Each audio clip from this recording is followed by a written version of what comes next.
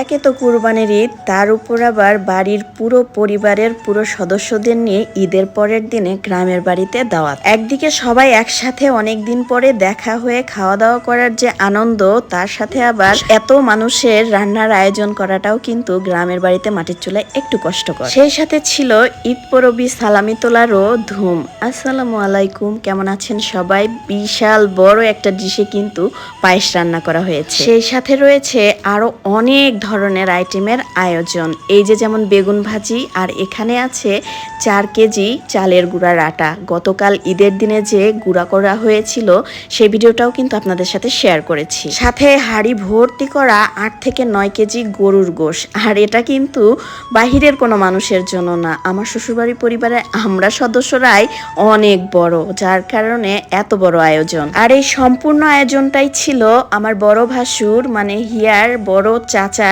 পক্ষ থেকে আমাদের বাড়ির সব সদস্যদের জন্য। আসলে ভাগ্যক্রমে আমার শ্বশুর বাড়ি প্রায় সবাই চাকরিজীবী, যার কারণে ঈদ ছাড়া কারোরই ওভাবে একসাথে হওয়া হয় না। আর যেহেতু সবাই একসাথে ওভাবে ছুটি পাওয়াটাও কঠিন, তাই কোনো সময় ঈদেও কিন্তু এভাবে একসাথে হওয়া কঠিন হয়ে যায়। 4 কেজি চালের আটা থেকে কিছুটা রেখে কিন্তু সবটাই সিদ্ধ করে নিয়ে আমরা 3-4 জন মিলে বেলে নিয়েছি। সেই সাথে আমার এক যা, আমার নানি শাশুড়ি আরো বেল ছিল, আমি এগুলো নিয়ে আসলাম ভাজার জন্য। অন্যদিকে আমার চাচি শাশুড়ি যে কিনা বেগুনের চপ ভাজি করছে। আমার শ্বশুরবাড়ির সবাই মিলে 8 ভাই বোন, তাদের ছেলে মেয়ে দিয়ে আমরা পরিবারের প্রায় কম করে হলেও 30 জন। যাই হোক, কথা বলতে বলতে কিন্তু গরুর গোশ রান্না করার রেডি। এইটা আমার বড় যা রান্না করেছে, আর গোশটা খেতে ভীষণ মজা হয়েছিল। সেই সাথে গরুর কলিজা, ফ্যাপড়া আর চর্বি দিয়ে রান্না করা হবে মুগের ডাল। চাচি শাশুড়ির মুগের ডাল রান্না করা দেখছিলাম, সাথে পাশে বসে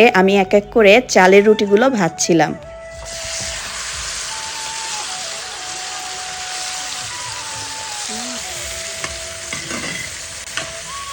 আজকের মেহমান আপ্যায়নের আইটেমগুলো হলো পোলাও, সাদা ভাত, চর্বি দিয়ে মুগের ডাল, বেগুন ভাজি, চালের রুটি, গরুর গোস্ত, খাসির গোস্ত, দই, বিভিন্ন রকমের ফল আর জিলাপি। মুগের ডাল রান্না করার জন্য প্রথমে গরুর কলিজা, ফোপড়া আর তেলের চর্বিগুলোকে সব ধরনের মশলা দিয়ে শাশুড়ি মা আগে রান্না করে নিবে, তারপর ডালটা ফুটিয়ে তার মধ্যে দিয়ে আবার বাগার দিবে। একে তো মাটির রান্নাঘর, তার উপর আবার এতগুলো আয়োজন, 2 চুলা জ্বলছে, সাথে এতগুলো আইটেম, একটু এলোমেলো তো হবেই। তবে ঈদের সময়, ঈদের পরের দিন, তারপরে যে প্রচন্ড পরিমাণের গরম ছিল, এত গরমে আসলে এত ধরনের আইটেম রান্না করা অনেক বেশি কষ্টের আর সময় সাপেক্ষ। অনেকগুলো চালের রুটি কিন্তু ভেজে নিয়েছি, আরো অনেকগুলো তৈরি করা হচ্ছে। সাথে এখানে গতকালকের নিহারিটাও কিন্তু রেডি খাওয়ার জন্য। শুধু এইগুলোই না, আরো আইটেম বাকি আছে, যেমন খাসির গোশত। আমার বড় ভাসুর খাসি কুরবানিও দিয়েছিল, সেটা আমার বড় যা ভালো করে ধুয়ে পরিষ্কার করে নিয়ে সব ধরনের মশলা দিয়ে রান্না বসিয়ে দিবে।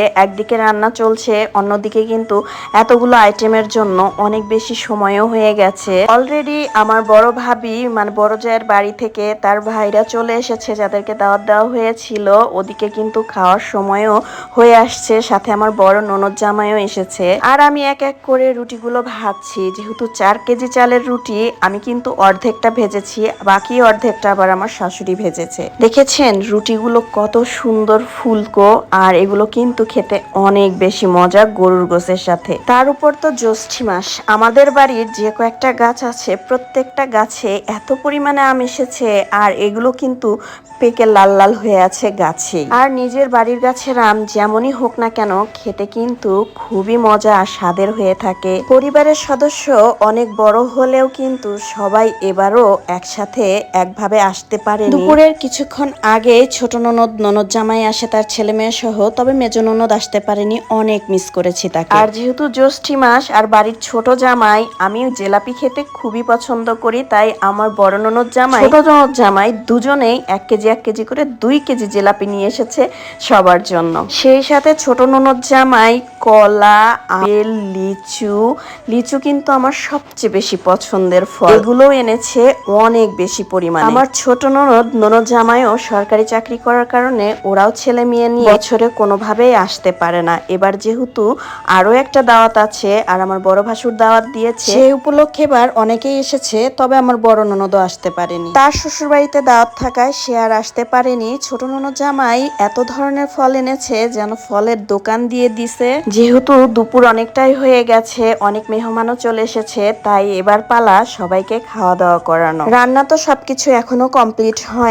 পোলাও রান্না করা হচ্ছে যেটা চুলার উপরে, সেই সাথে খাসির গোশত। কিন্তু যা যা রান্না হয়েছে সবকিছু নিয়ে আমি সবাইকে খেতে দিয়েছি। আমার বড় ননদ জামাই, ছোট ননদ জামাই, বড় ভাবির 2 ভাই। আমাদের যেহেতু গ্রামের বাড়ি, মাটির ঘর, তাই সবাই একসাথে হলে এভাবে পাটি পেরে আমরা নিচেই খাওয়া দাওয়া করি। আর নিচে বসে এভাবে সবাই একসাথে খাওয়া দাওয়া করার কিন্তু মজাই আলাদা।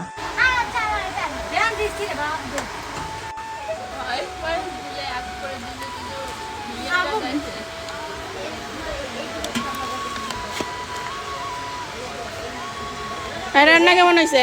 রিভিউ দাও। খুবই মজা হয়েছে। পোলাও নাও রিয়ামনি।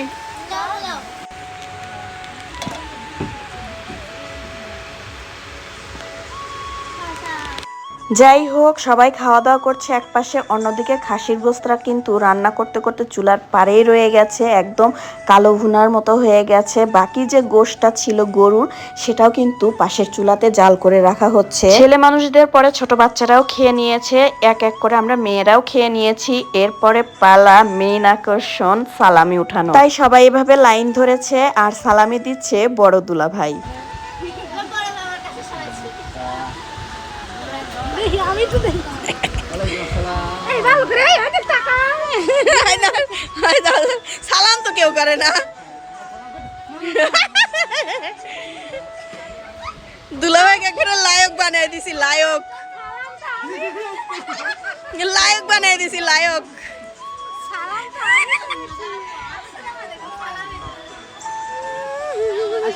শুধু বাচ্চাদেরকেই না, দুলাভাই কিন্তু আমাকে আর আমার ছোট ননদকেও পরবি দিয়েছে। আজকের ভিডিওটা এই পর্যন্ত। সবাই ভালো থাকবেন, সুস্থ থাকবেন। আল্লাহ হাফেজ।